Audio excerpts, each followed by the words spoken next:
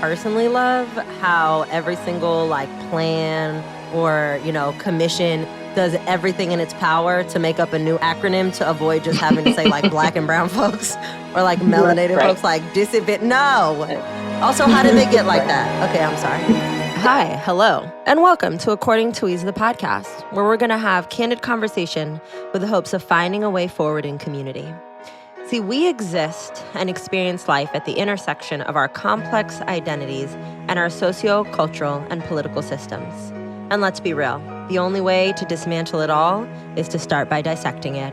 So get cozy, get comfy, and let's dive in. Hello, hello, hello, and welcome to season 3 of According to Weeze, the podcast. Here we are back for another season. I'm super, super amped to have my guests on with me today. Life has a funny way of happening. We were supposed to do this for season 2, and life just happens, and we roll with it, we move with it. But I always say the universe doesn't make mistakes, because I think for the theme of season 3, this conversation is just so much better positioned. So today I have Keta and Dani here from the East Oakland Collective. Hello, y'all. How are you? Hey, what's up with it? How y'all doing? Hey, how's it going? So before we jump in, because I could sit here and talk about all the amazing things that y'all do and why I wanted you to come on and all of that, but I want y'all to do that. But before we do all of that, if y'all could just really quickly tell the people, who are you in the context of, this conversation in the world in this moment? And I frame it like that because I hold the belief that we're always evolving and ever changing. And so who you might be when we're recording this might not be who you are tomorrow, let alone when it comes out. So in this exact moment, how do you present yourself and talk to the world about yourself? First and foremost, again, I'm Keta Price, director, serving in this role as the director of urban and regional planning for the East Oakland Collective. I'm Dani. I'm Dani. I'm a planner with the East Oakland Collective, born and raised in Oakland, and happy to be serving the community that I'm from. So the East Oakland Collective, we started as a grassroots group. We're still a grassroots group. We're not a nonprofit technically yet. We're evolving and changing, like you said. And so we were founded by an East Oakland native, Candace Elder. It started by her personal ambition to just want to see her neighborhood being done. We were all from different parts from East Oakland. I'm from the different flatter areas of East Oakland. She stayed in kind of the semi-hills area, and we had another, at the time, member who stayed in another flatland area. So we had 3 different perspectives of what was going on in Oakland. But before we got kind of established as a formal group, Candace just had this idea of wanting to do better for her neighborhood. And she pretty much quit her job at one of the leading nonprofits, women-led nonprofits in California, and started her own nonprofit called the her own group called the East Oakland Collective. At first, really with just the vision and broad goal of seeing the changes happening with, gentrification and rapid displacement, and not wanting that to happen to our neighborhood. Also really noticing just the increase of just rapid blight, and I'm not talking about people, trash. And so, and abandoned houses and things like that. And so, Candace took it upon herself to start convening a Facebook group. It started as a Facebook group called the East Oakland Collective, and folks were just convening on a Facebook group, and she would organize a few cleanups here and there. I ended up hearing about the group while volunteering for another nonprofit that was all about Black business development. It's Baobab, Bay Area Organization for Black-owned businesses. And a sister had told me I had been doing a lot of advocacy in other places outside of East Oakland. I've been going to West Oakland, to Colombo. We had been all over the place, again, doing advocacy, and really wasn't tapped into what was going on in East Oakland, specifically for what I wanted to do. And so, long story short, I got connected to the East Oakland Collective Facebook group, volunteered at one of the cleanups, and from that point, it was I looked up Candace just to see, I was kind of over nonprofits and just seeing a cycle of nonprofits being duplicative, working in silos, and not really addressing the root issue at hand, just kind of being Band-Aid type. And so I was kind of on my way out of even thinking about doing this and just stepping into the professional world I was a chemistry major at the time. And so, changed my major from chemistry to urban planning, told Candace after volunteering for some times, we came from being a Facebook group and met in person. We started meeting at Mills College. One of our members was a student there and hooked us up. So we was meeting at Mills College in person. We had a cool membership. So we're a millennial base. I didn't even say. So the East Oakland Collective is now has formed into a membership of a millennial cohort who address racial and economic justice, and it formed into being now 4 areas.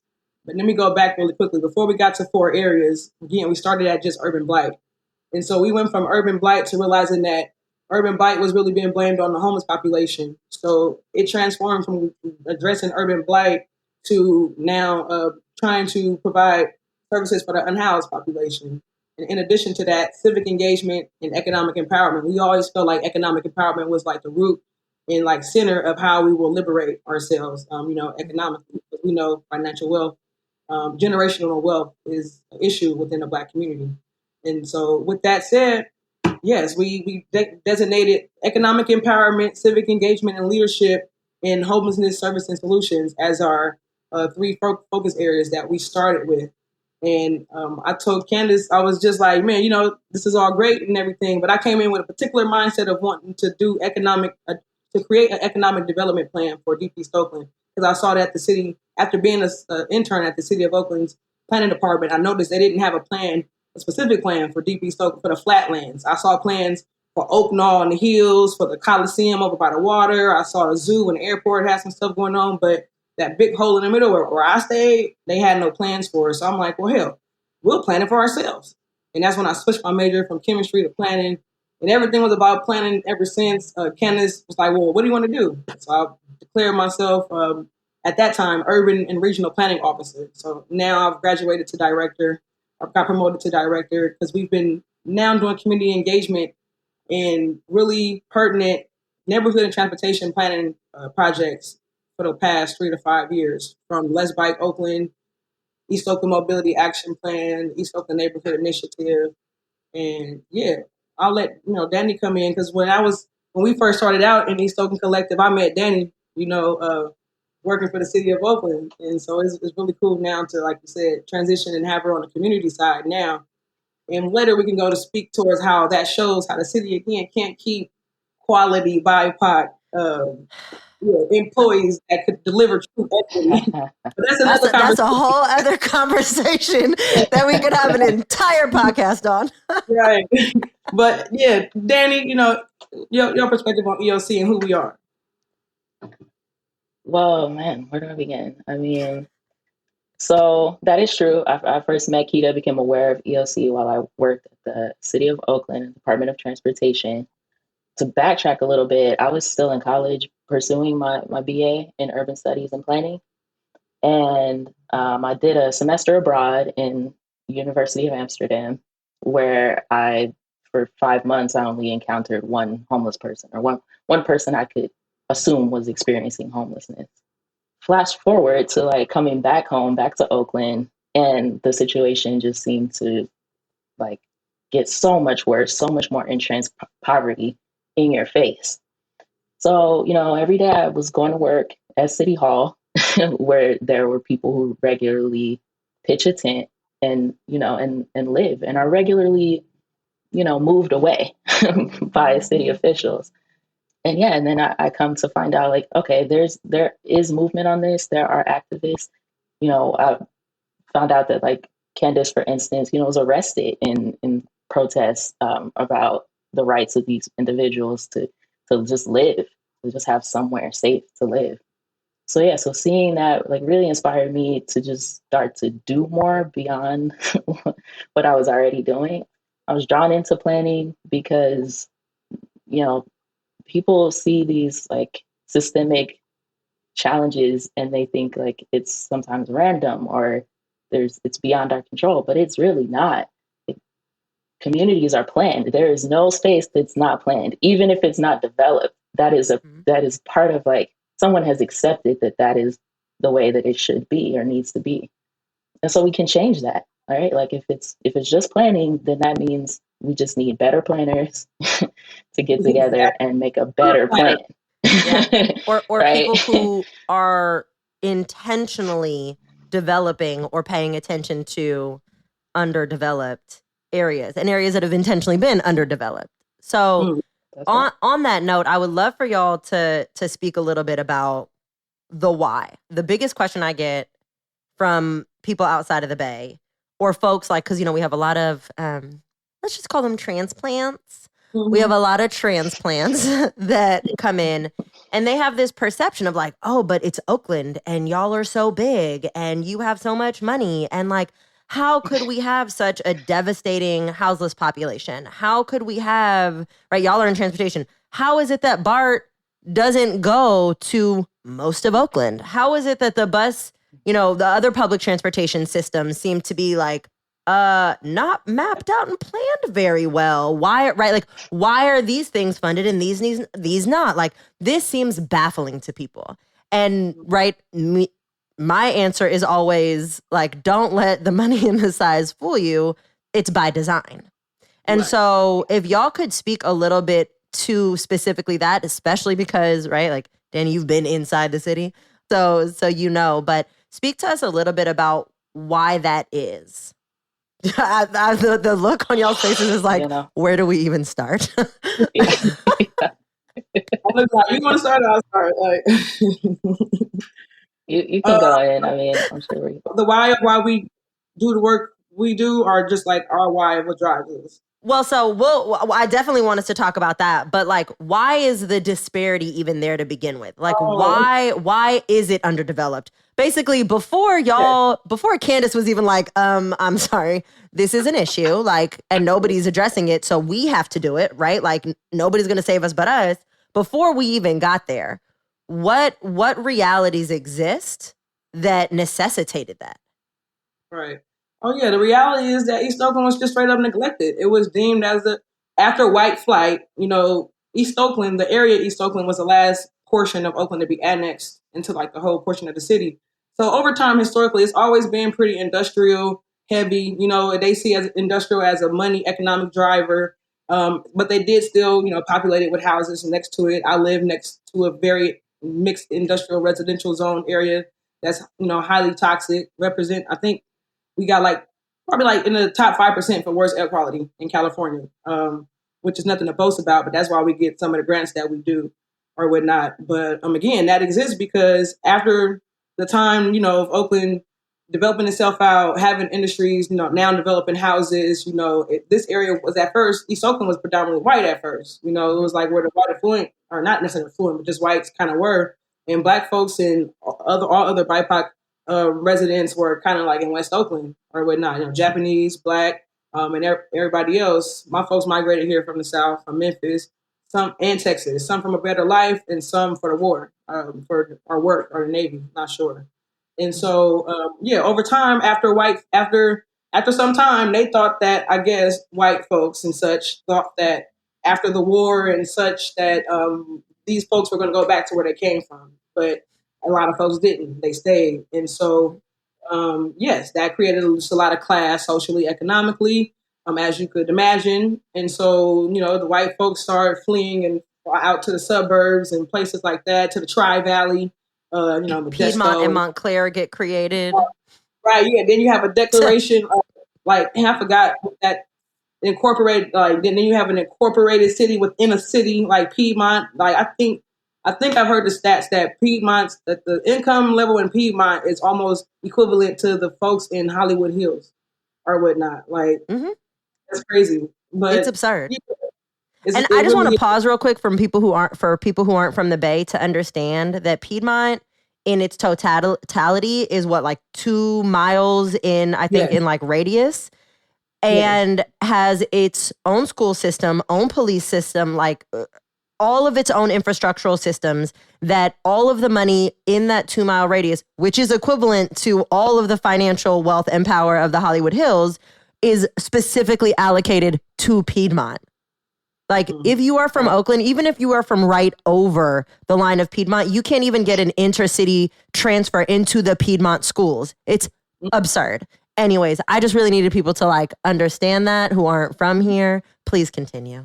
No, it's all good. That's a real good point to point out geographically. It's a blink of an eye. Piedmont is a blink of an eye. Really. Once white flight happened in East Oakland, then, we start, BIPOC community started, migrating further and further into different parts of East Oakland, and now we're here. So since we've been here, we've been redlined and deemed, as an unattractive area to make investments in, whether it's car loans, home loans, and cities, resources, or, anything. And so I'm 34 or whatnot. So I was growing up in the 80s. Yeah. And so I'm an 80s baby, 90s kid. And so when I came up, it was kind of on a decline. People would say that it was like the war on drugs time or crack time or whatever. So I grew up not seeing a lot of the fun, attractive things that my mom saw coming up in Oakland. And so we went to a lot of cities outside to find resources and things like that for me to do, play basketball. And so I ended up going to high school in Alameda, going to college, started out going to college in Hayward and things like that, thinking that Oakland wasn't attractive. Like we didn't have, like it wasn't attractive. So even I grew up kind of at first not feeling very confident and prideful in certain things about Oakland because of how it looked. But once I got into high school and came back, learned about the Black Panther Party, which was sad because, again, I didn't learn about it. Maybe if I would have went to OUSD schools. I did actually go to OUSD schools in middle school, and then I left after middle school. But I didn't learn about the Black Panther Party until I learned about it going to Merritt College. Returning to Oakland schools, going to Merritt College. And so that's when that got re-sparked and it really started hitting me in terms of just, taking care of community, for us, by us, and really just how we are empowered, can be empowered, to do that. And like Danny mentioned, part of my legacy would also be being a go-getter, action doer, don't wait for nobody because, that's what I learned again from the Panthers and other people before me, as well as individuals in my family. So yes, after the white flight happened, we've been here and it's just been very undeveloped and not invested in, for decades, but because of those reasons, like they felt like we was just gonna. I felt like they was trying to wait. They, meaning the city, outside developers, absentee owners, is just kind of like left us for dead for decades. And then this economic boom of attraction started happening, this trend, urban development started trending again or whatever, even though we don't have in California anymore a redevelopment agency that can actually fund. That's another thing, side note.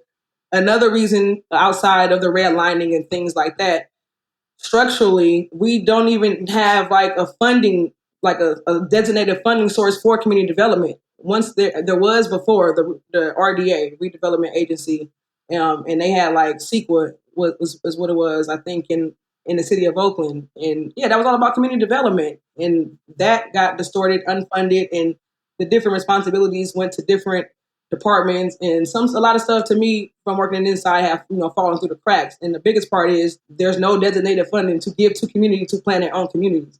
And so we've been, as a community, doing a lot of that grunt work as nonprofits, grassroots, people and individuals, to fill that gap.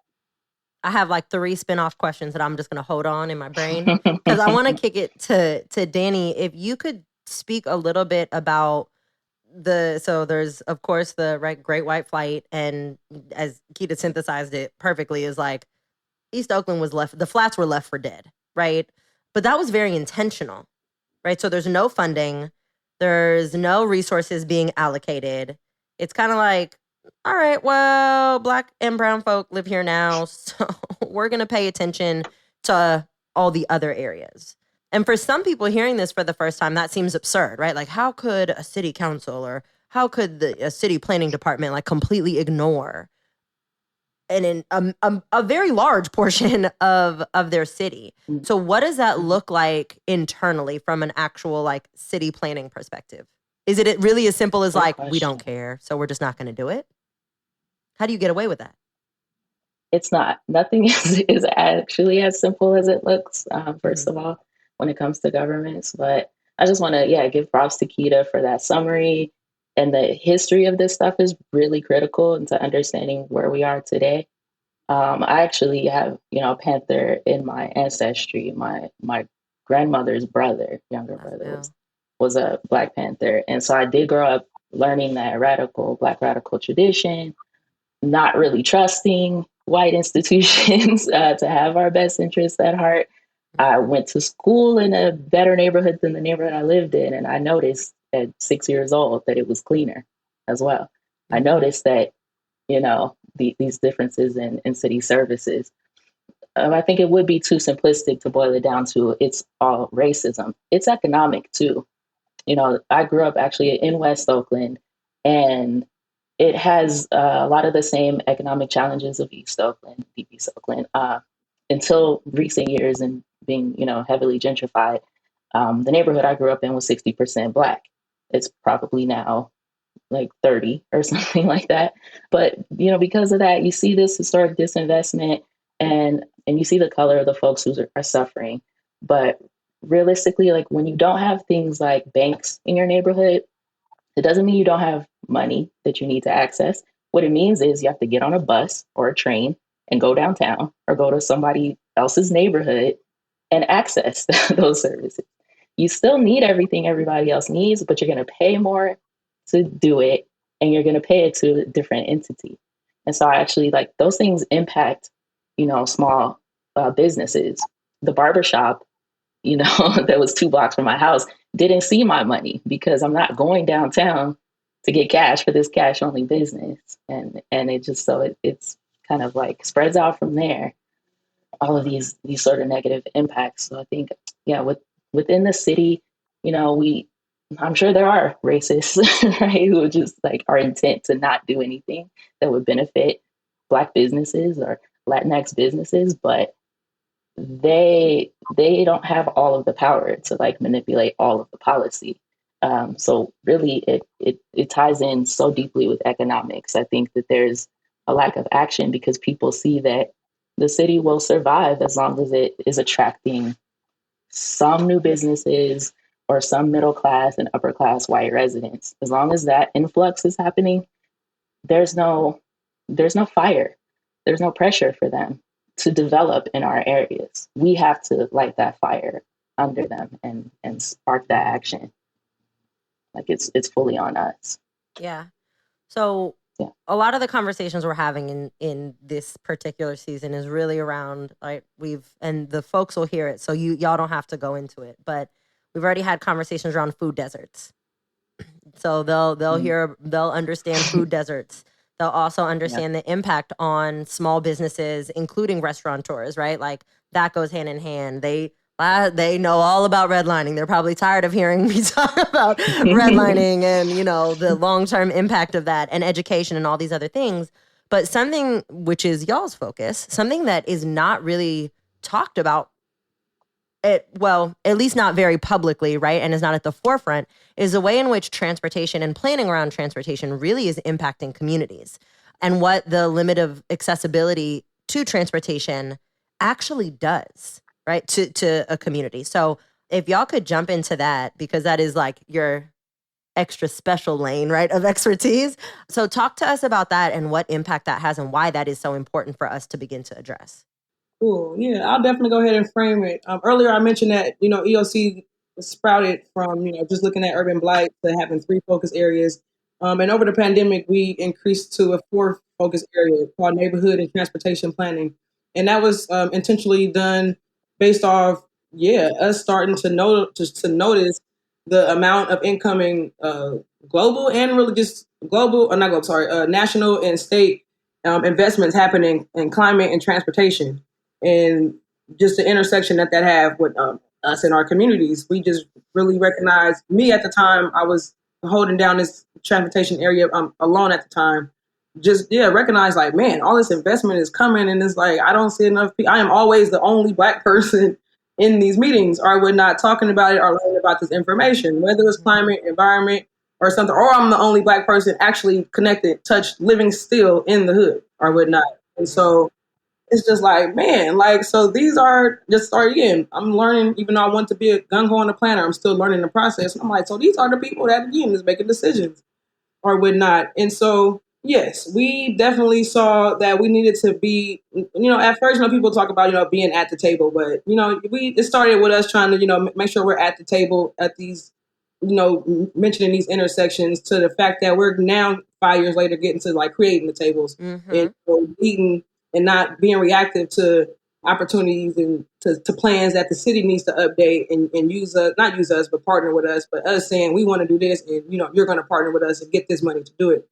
And so, with that said, that's like the kind of framing of where we are, like, again, we started out just being asked to do community engagement for transportation planning processes. So again, the city, like Dani said, the city, everything is planned, everything. Like that's how you get stuff implemented and funded. It has to go on a plan first. And that's what I learned too in school. Like that's it. I mean, it's not that it's it, but it kind of does. It's a process. When I say that's it, like it's a process that anybody could actually do. We just don't be knowing about it enough to do it. And so they are messed up. Like we know now. And so, we out here. So we had inserted ourselves in just like, again, all of the areas for climate and transportation and ended up being partners on a lot of community engagement processes. And so now we're like, that's cool. Community engagement is cool. We are experts in, engaging our community by meeting people where they're at and being creative, yet that's not what we're good for. That's not our limits. Like when we say we're the experts and we can do this, we really want to show, like Dani said, that we want to drive this. So like we want to project manage, like not just one portion and come in at community engagement. We want to manage the project, choose the project and manage it, moving forward. But so that's pretty much what the neighborhood and transportation planning area is. But just to back up a little bit on, again, like why it's important outside of the fact that so much money is coming for it. Why is it important to really look and focus on transportation? I don't know about y'all, but living in the Bay, transportation is almost the second to third thing that I pay for most, my biggest expense outside of rent, food. And it takes like a bus, a boat, a train, and a small airplane to get places sometimes. Like, right. And East Coasters are listening to this like, make it make sense. It doesn't. Trust. We know. No. Like, we know. And it's hella frustrating. We know. It's crazy because it seemed like the Bay and Cali is so transportation advanced. Yet, again, I know the BART is modeled in other cities. I think Minneapolis and a couple of other places, like the BART train is modeled in other cities, as this, great model and development and things. Yet, again, we take a deeper look at the BART train and how much it costs, who has access to it, the quality of the different stops in different neighborhoods. Look at the Coliseum station versus the Walnut Creek station and just see the upkeep and maintenance and things like that, and how the area, how the residents living next to the Coliseum station are criminalized. We can go into. I do want to mention a little bit of accountability on the resident side down the line, but for right now, really focusing on BART, criminalize residents by increasing inspection and security and things like that only at certain stations. And so, yes, it's when you take a deeper look, like who has access to the transportation, does it reach where they need to get to? And, the fact of why do people have to go so far for things? Another thing that's trending is, I don't know, 1 or 2 mile cities, or I don't know, what the 15-minute cities or something, folks, where you can walk and bike and do things within 15 minutes of your city or such. Like that is ideal for me. So like, I'm still here. A lot of my family have moved out because it is not that very attractive to be here. You do have to drive out everywhere to get a lot of things. We have a 60-minute city. Right. If you're lucky, depending on how many cars are on the road at the time. So a lot of the work we do is to help, again, advocate and develop to create, a city that's a better neighborhood, same neighbors. We want a neighborhood that has the bank, that has the market that's owned by locally us. So we're circulating our dollars amongst us. We want to be able to walk to those things. But right now, if I want to go patron there's only one Black liquor store in East Oakland out of all the ones we have on every single corner. And I would have to walk at least 25 minutes to get to that. If I want, as much as I go to the liquor store every day, I would have to make that walk. If I want to go to, if I want to circulate my dollars in my community, I would have to do it. The grocery store. Right, the grocery store. I would have to go to West Oakland for West Oakland Mandela, for the Mandela grocery store. Like, you feel me? And I don't have a car. So I'm the one that's on Lyft, the ferry, BART, carpooling and doing everything, whatever is cheaper that day, or however I plan to trip out. And so we just saw a real disparity in not just transportation, like affordability and, you know, the different modes, but also being black or, you know, in these modes, driving while black, you know, that's a whole transportation related intersection issue. The quality of the pavement, how these potholes be messing up everybody's cars.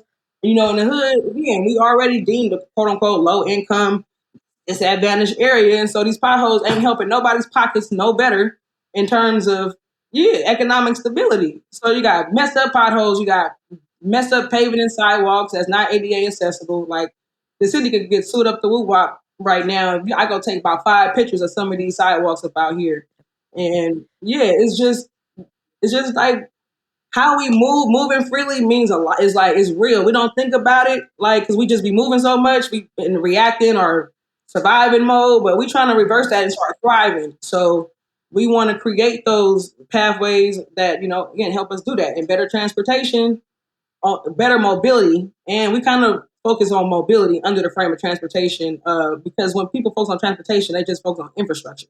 Yeah. And while we care about infrastructure and the quality of it, we care about the people that's moving amongst it and navigating it. So, yeah. As an aside, I think I just want people to know that we have like famous potholes in Oakland. Like my old spot on Fruitvale, like Harold Street is famous. Like everybody knows those potholes right before you get on the freeway because it has destroyed.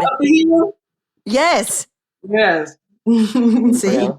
Like they're famous. My homeboy is Iranian, and I never been to Iran, but he swears it's just like back at home. Like the roads are just so rough.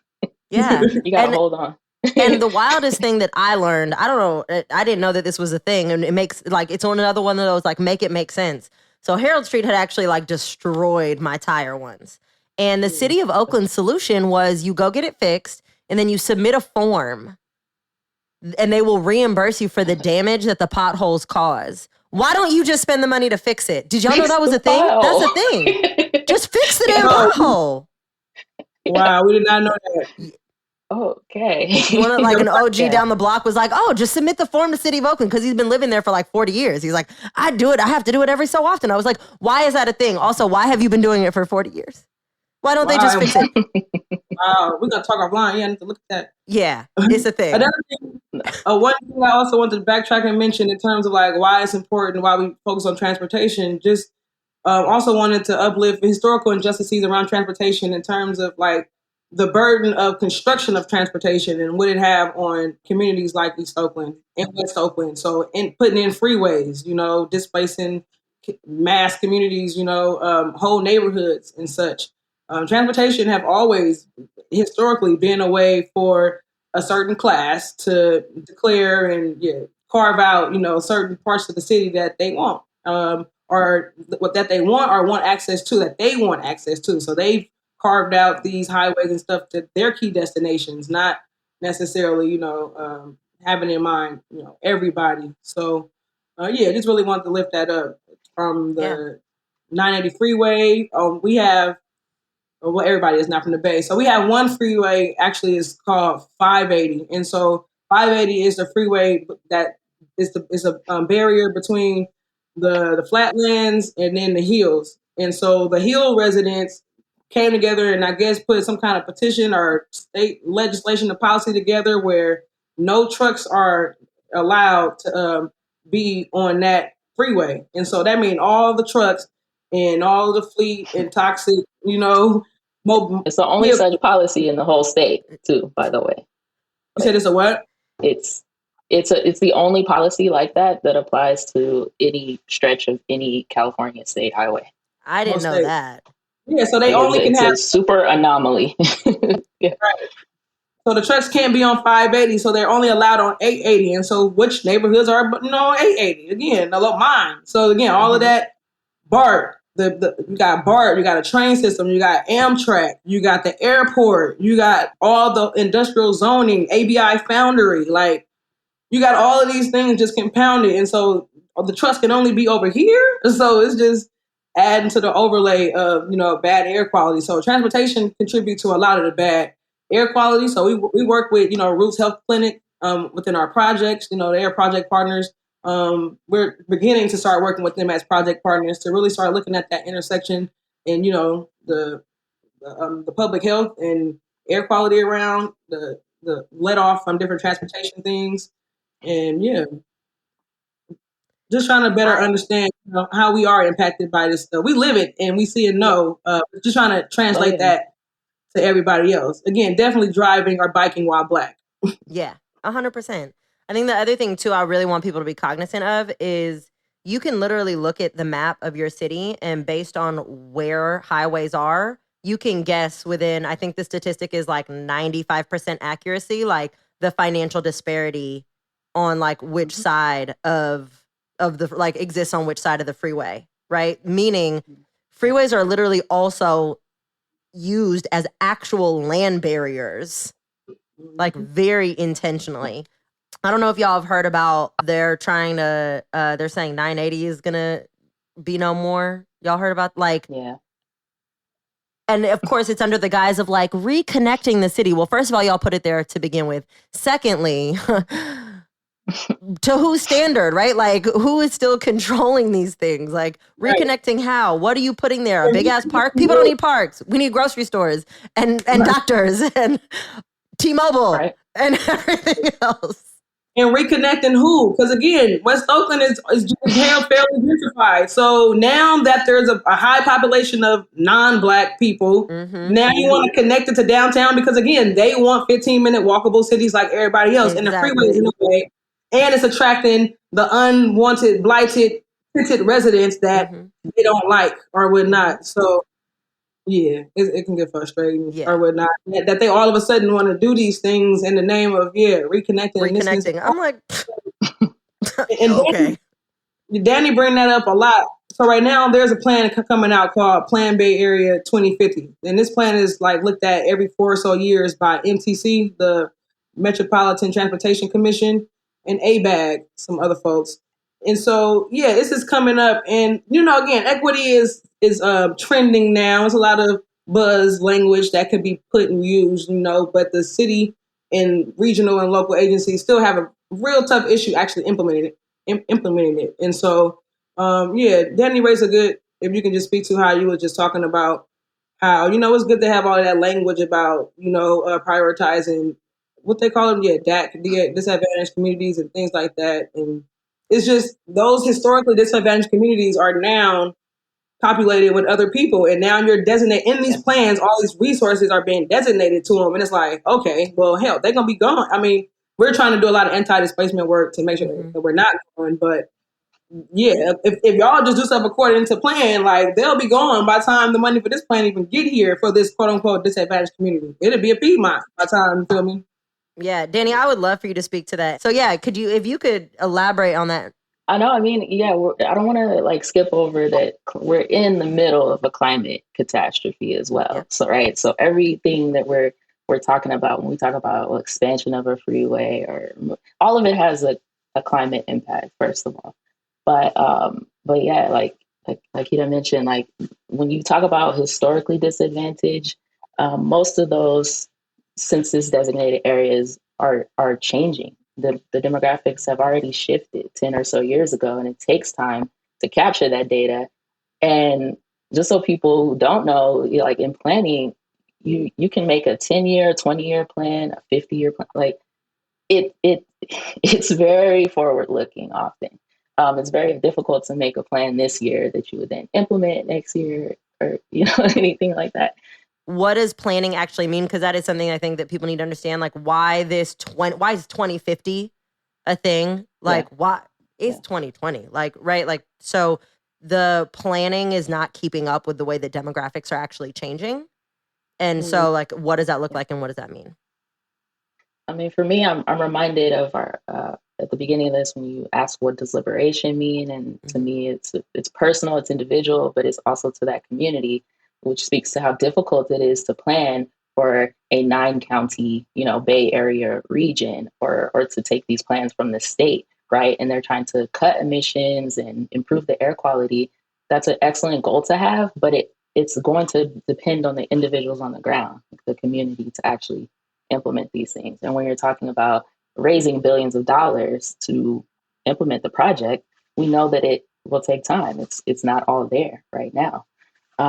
So yeah, it's kind of, admirable that they want to set a vision for what 2020 or 2050 should look like for the Bay Area. But it's down to Oakland, it's down to East Oakland, it's down to West Oakland, and everybody who lives there now to participate in that, in both the planning and the implementation. We have to be at the table because things are constantly changing, constantly moving, and you have to respond to the present day needs of people. It's a very complex process, but it's necessary. It's all we have. And if our goal is actually to be free, I'm thinking of, I think they made this public that Oakland is receiving $1 million grant to get these 500 e-bikes for people.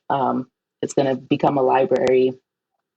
The thing about ELC, as we do this work, we become known as people who know what the people's needs are. So the local government kind of comes to us to get our feedback and get our involvement. And I applaud them for making the effort. The part of their contract is that this has to function as a library for 5 years before the bikes can actually be given to residents, for anyone to actually own it, take it home and keep it.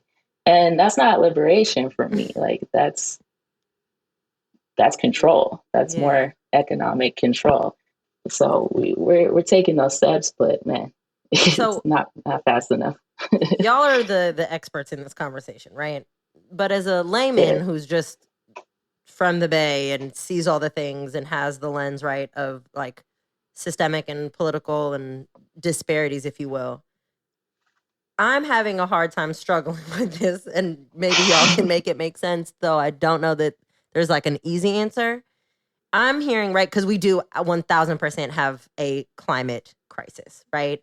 And if the goal, let's just talk about the Bay, if the goal is to do the best that we can by way of community and, right, systems and infrastructure to ease the stress and strain on the climate, then one would think that means decreasing cost of transportation, public transportation, increasing efficacy, right? Increasing routes so that we're getting cars off the road. We're, reducing the need for Lyft and Uber and all of these other things, right? Because then that cuts down on emissions. It just seems like if you actually gave the people what they really needed, that inherently you would have a domino effect that would have a direct impact on the stressors that are on the climate, especially because what we know globally, and especially in the Bay Area, is that Black and brown folks, specifically living in West and East Oakland in the flatlands, are the ones who are predominantly in need of accessibility to public transportation in order to do, just to your point, right? We're a 60-minute city, to get the basic needs done, let alone go to work. So help me make that make sense. It doesn't, it just seems so logical. That maths. Well, I'm a mathematical person. I love numbers. It's universal. So yes, it doesn't make sense to me. And that's what got me into work, to try to actively work towards reversing that and to get them to see y'all working backwards. But that is a traditional way in how folks look at, so moving a little way, not away, but talking a little bit more towards climate, and specifically because climate plans are more longer term because of, there's just, they more foreseen. So sea level rise is a big thing right now. There's potential threat of groundwater flooding in the Coliseum neighborhoods around the 60s, Havens Court and some other areas. So those are more 20, 30-year topics, yet transportation is a little bit, maybe 5, 10 to 15 years or whatnot. But in the midst of it all, like Danny's saying, and you all were saying, there's stuff that needs to be done now. So part of EOC's job, in addition to, making sure that we're properly represented within the plan for the future, also making sure there's an anti-displacement layer to address the low-hanging fruit, as people call them, or the needs and stressors that's happening now. Because that's why I really didn't understand or like the word resiliency much when I first came into this climate environmental realm. To me, again, once I started hearing it more formally all the time, I'm just resilience, that's what we are, or just I don't know, we do that. And I don't want to necessarily be named or deemed as so resilient, and working against the grain. Like, I want to thrive. Like, I feel like, again, we are ready to thrive and not just, survive and have to be so resilient. We're resilient because that's our DNA. But like, you feel me? And I would like for our environment to be more of a thriving environment. So it's, less like that. So yes, if we work towards doing that now, like you said, and addressing people's direct, needs, then yes, that should help. That's, like you said, to me, that's a domino effect to therefore take less stress off of the environment. People not stressed out and people can do certain things. Maybe they won't litter that much. Maybe they'll be more joyful and prideful about something when they won't, do this and do that. Yeah, that's what people would pick up after themselves at the lake if they had a reason to like love it more. Right. Like simple things. And that's just how I feel about a lot of our work. And with that said, I want to like peep into just a little bit about resident and community accountability. Yeah, that's a perfect segue. Because we've been talking a lot about the city and they plans and regional agencies and states and individuals, absentee owners and outsiders and stuff like that. Which, yes, it's true. We are being targeted. We have been targeted. There is systematic oppression. There has been a divestment, lack of investment. It's all true. Yet, you feel me? At the same time, we do hold some accountability to some things that happen. Mm-hmm. So I'm not saying that, yes, the city has not invested in East Oakland equally as other parts of Oakland. But have they, made the attempt to, do one park or something? Yes. And what happened? It was tore down. And so when that one incident happened, that's their excuse to not maintain any more parks. You see, we did that one and it wasn't taken care of. And so for me, again, it's a two-part. It's a two-way street. It's not, that ghetto-ass community, you feel me, couldn't take care of that park. And you feel me? And it's not necessarily, the city, da-da-da-da-da. It's both ways, you feel me? But on the city side, on the community side, again, talking back to community, you feel me? We got to take care of our stuff. And I know for us, that come a lot around, the community healing and stuff that we need. And look, I do want us to be more invested in our stuff. Like, I love my area. And it really does become hard sometimes and frustrating living here, still doing this work with and for myself, my neighbors, my family, walking around and seeing some stuff and seeing the mentality of people not, excuse my language, straight giving a fuck. And it gets hard to how passionate I am, and I can't care for you. And I'm past the point. Yeah. I told you I wanted to get out of nonprofit work because I started seeing the lack of accountability in both areas, in the nonprofits, the city, and the people. So for a minute, I was just at a loss, well, damn. But then I started gravitating towards the right, again, community that was trying to, again, be accountable and step up. And I'm not saying everybody got to be in a nonprofit or throw your fist up. I'm just saying hold yourself accountable to just small things or not, again, not littering, healing yourself. You feel me? Just start with the family unit. You feel me? Don't talk about each other. Don't put each other down or whatnot. And what you may not know, but you're really creating deep insecurities for somebody. And now they're going doing that. It's just, again, I told you, I'm love. You feel me? So I just feel like if we just spread a little bit of love, you feel me? It used to be so much love out here. I used to be young running these streets, not some gang, nothing, but I could go ride my bike, do anything, you feel me, anywhere and feel like I'm cool. But at the period of time, I don't even see kids outside. It's partly because of the tech in the game, but it's probably because parents don't want their kids outside. It's outside. I don't see kids playing in the street like that. We used to block off the street having full football games. But going back to transportation, now I would never have my kids in the street because these hyphy ass, no, you is not finna run over my kids. And so, again, that goes to residential and resident accountability. I'm all about the culture. We can get hyphy. We can do this. I'm sideshow progressive. I've been at it. I was going to say, I'm all for a sideshow, but are we making sure that everyone is safe? Exactly. But it's not what you do. It's how you do. And that's just how I roll or whatnot. So you feel me? Yes, that's just how I roll. And I just feel like, again, talking to the community is not what we do, it's how we do. And we need to really reevaluate some of what we deem as the culture and what's working for us and what's not. Because, again, the fatalities of who's being hit is us. And we're doing that. And I'm not. Yeah. And don't try to, for the listeners, don't try to take what I'm saying to make, I'm not saying ignore police brutality because black on black crime is. Oh, no, they know better. That's what I'm saying. If they're listening, they know better. I'm saying that there's always a two-way street. And we talk, I feel like community, we talk a lot at the agencies and stuff, and we need to do more at, holding each other and ourselves accountable as well. Like some stuff just, some people just, well, that's the power that we have, right? Right. It's like over your own, that's it. That's all you have at the end of the day. If you don't have the wealth and the resources, we can't always pull that in, but like we can start with this at least of like just getting to know your neighbors, same right? And your neighborhood, and like it be partnering with some of the elders and stuff don't even speak no more. Like that's something that like, because I grew up, I'm 80s baby, 90s kid too. Like that was always, to this day, like when I walk by somebody, like I always say hello, like especially like elders walking around like downtown or the West, like off top, like I'm gonna acknowledge you, because we've just seen the way that Oakland has evolved into like people walk by, like don't make eye contact. Like I'm like, that's not the Oakland that I grew up. This is not the Bay I grew up in. Like it's just not.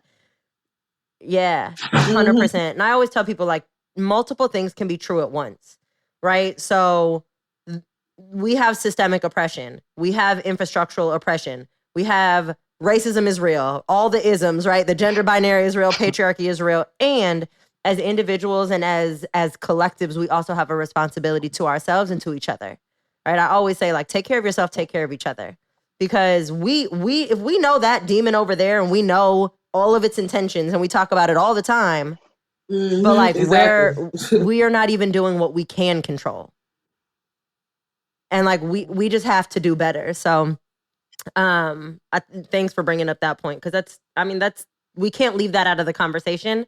And I feel like in the last year it has been left out, just because basically I call it the Great White Awakening. Like all these white folks and organizations were like, oh, racism is real and we want to pay attention. And so we spent so much time talking about that we've forgotten to talk to our own communities, and like have that piece in there too. So I love that you brought that up, because it's super important. It's super important.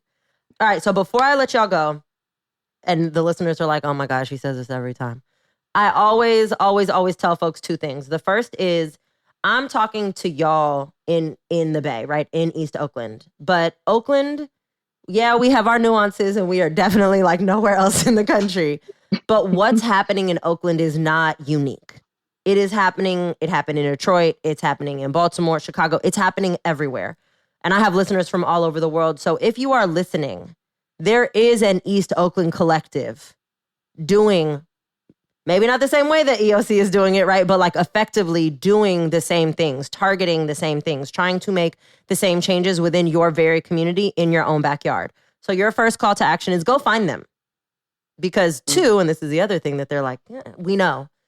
Two is, especially if you are new to this work, especially if you are new to the really caring about community and other people, welcome. And folks have been doing this since the dawn of time, because oppression has been around since the dawn of time. So find the folks that are already doing this work. Don't create a new thing, right? I always tell them, find the folks that are already in the community and closest to the pain, that are already leading it, and ask, what can you do? So in that vein, what does support look like right now for EOC? How can the folks support you? Because they also know, go to your own backyard. And right now we're talking about EOC. So what does support look like for y'all right now? Support directly for the neighborhood and transportation planning looks like going to our website and subscribing to our new Planning for the People newsletter. We just created this newsletter. And again, we really wanted to be informative and engaging with folks. So we would really like for you all to subscribe. This area is fairly new. So again, we really trying to get ourselves out there and let you know we're here and want you to share it with your folks. In addition to that, we have a project that's an active project called the Martin Luther King Jr. Shoreline. Yeah. And so, yes, this is a study that we're pretty much doing to, first of all, do you know about the Martin Luther King Jr. Shoreline? Some people know that's the estuary. My family know that's the estuary. I was going to say, when did they change it to the shoreline? Has it always been the shoreline? Have I been calling it the wrong thing? No, we ain't been called the wrong thing. Again, culturally, we recognize it as the estuary in my family, but grant terms for money, it's considered the Martin Luther King Jr. Shoreline. So I've now been, I guess, formally recognizing it as that. But it's the body of water. Okay. When you come out of the Oakland airport to the left is a big regional park district called the MLK Junior Shoreline. And so it's a really under again maintenance area in East Oakland. It's not owned by the city. It's owned by the port and leads to the park district, but it's still in deep East Oakland. And I feel like the city of Oakland doesn't promote it as a place where East Oakland residents can have a quality of life for enough. And I grew up knowing about the space from my family. We had family reunions there. We jet ski before Lake Berryessa was a thing. We was at the shoreline. You feel me? Like that's where people was jet skiing. And so we're trying to bring that back. But before we bring that back, again, access is the issue. So getting there right now is a no if you don't have a car.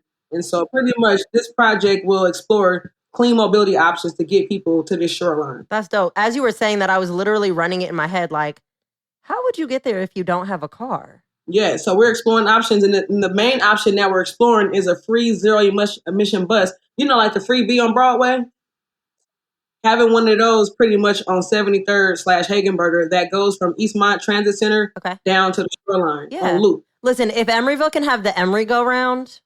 Right. Everybody got to go around to get their people to the body of water. And again, we don't. We're just stuck in the concrete flats, So stay tuned for this project. We'll have some updates on how you can get involved. We'll have some virtual engagement in person. We're really in person. So we'll be out on corridors. We'll be seeing who wants to host party, like we call them house parties. Like we try to get residents to host house parties of their neighbors and such so that we can deliver the information in a more intimate way.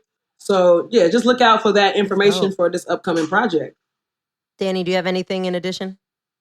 Oh man, I mean, I am inspired by the work that people do like across the country and even internationally. So I feel like if you're listening to this, you have a unique perspective and you should participate in whatever community you're in the planning process. Like just add your voice to the conversation. Because what ends up happening is always like the same people who can come to the community meeting who do. Mm-hmm. And the same things, keep happening cycle to cycle, year after year. So add your voice and just bring a passion about whatever you are passionate about can have an impact, but we can't keep letting the same narrow slice of the population dictate what our communities look like. Yeah, 100%. The theme for this season is also, and I know everyone is tired of me saying this everywhere, is if you are eligible to vote, go vote. If you are eligible to, run for office, run for office. If you can go to those council meetings, go to those council meetings. If none of that is in your lane, go flyer or support organizations like EOC. Everybody has a part to play. You just got to figure out what's your skill set, where's your comfort, right? What's your lane, and then go do it. There's literally, to your point, Dani, your voice doesn't necessarily have to be get a microphone, get 100,000 followers on Instagram and do the thing. Your voice can be, I'm going to sit at my computer and write emails for this organization or phone bank, whatever the thing is. There is something to be done. So I just always selfishly love that literally no matter what on every episode, this is the point that we come to. The guests are so go get active, go do a thing, use your voice. And I'm yes, because it's not just me telling them. No, that's what I'm saying. Get active. That's what we say. As y'all know, all of the links and the website and the Instagram and all the things will be in the show notes. So go find them there. I will also say you can very easily, yes, you can donate to folks in your own neighborhood. I naturally, selfishly, am always going to plug mine, my hometown, my area. So you also can just go to the website. There's a tons and tons of different stuff that y'all are doing. Again, folks that are of the community, for the community, doing really phenomenal work. And I keep telling y'all, the revolution needs funding. Yeah, we need voices and we need minds and we need hands and we need feet and we need all the things, but we also need monies. So also please go do that. Unless y'all have anything else, thank you so much for coming and having this conversation and giving me your time and giving the listeners your time. I really, really, truly appreciate it. Thank you. Really enjoyed the conversation. Yeah, me too. Thank you. So, absolutely. All right, y'all. Until next time, I'll holla. All right, y'all. That's all I got. But don't forget your action items. 1, Join me on Podia, where you can get access to tons of BTS content, including a very special Weeze interview with all of our guests. 2, rate, review, especially a written review, subscribe, like, and share this podcast with all of your peoples. 3, if you aren't already, go peep me on IG, follow me there, and, most importantly, keep coming back. All right, until next time, toodles!